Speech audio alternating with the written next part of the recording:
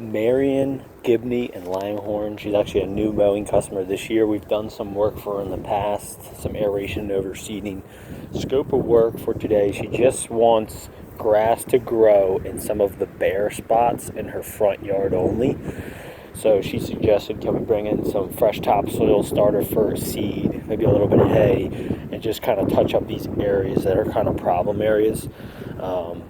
Won't need a ton of topsoil, but yeah, so in the front area, this area gets a lot of sun, so we can use our normal seed mix for that.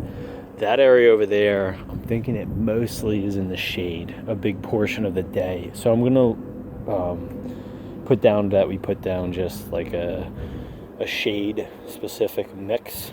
I probably have a better chance of it growing. It's pretty patchy over there, so I'm thinking whatever's getting thrown down isn't a shade type of seed. So that's really the key with the seed that we use over in this area, and I'll walk. So I would kind of just use your judgment. Wherever you see kind of bare spots, maybe put down a little bit of topsoil.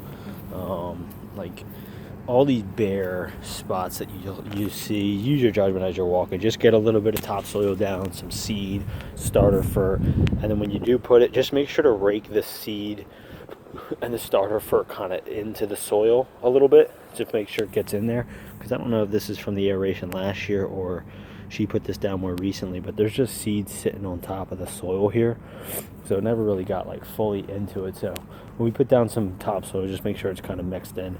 And then you'll see too, probably some of the other problem is there's tree roots in here that are kind of exposed.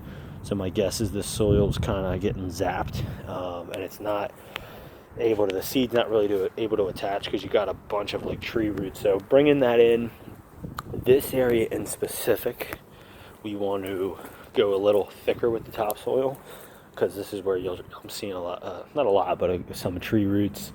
So I would probably just kind of put topsoil in this, especially right here. It's really bare, and then in here you can kind of throw the topsoil into the grass and then kind of rake it, almost like a top dressing type of method, where you kind of put the dirt and then kind of like mix it into the grass and then sprinkle the seed and the starter fur.